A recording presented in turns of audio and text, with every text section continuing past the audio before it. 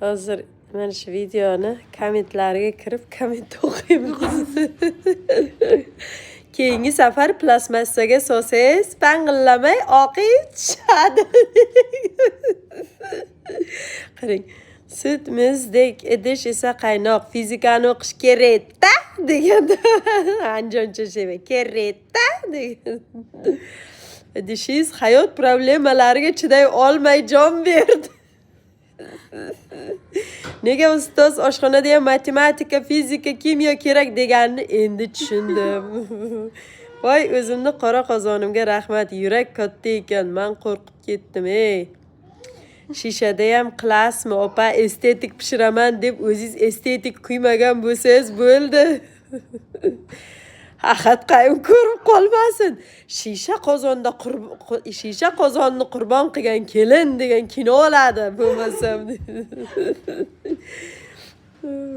Opa, hayot qonunlariga qarshi yurmang-da unday.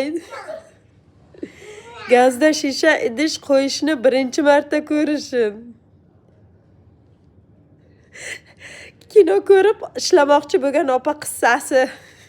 Oldiga anavi telefonda kino qo'yib qo'yibdi-ku.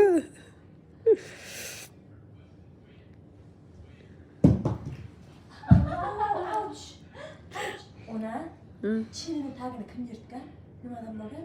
Kecha o'zi tirnab oldi.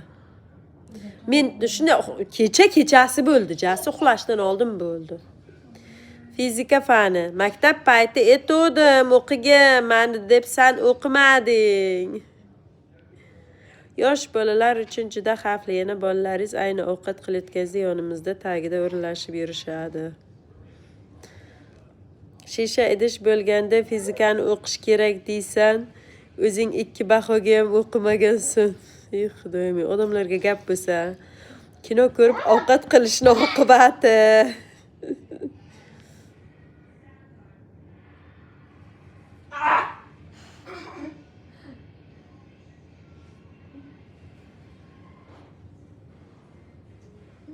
Shukur qiling, yuzingiz yonib ketmabdi.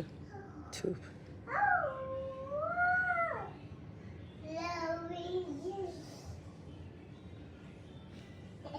Voy, endi men ham shunaqa qozonchadan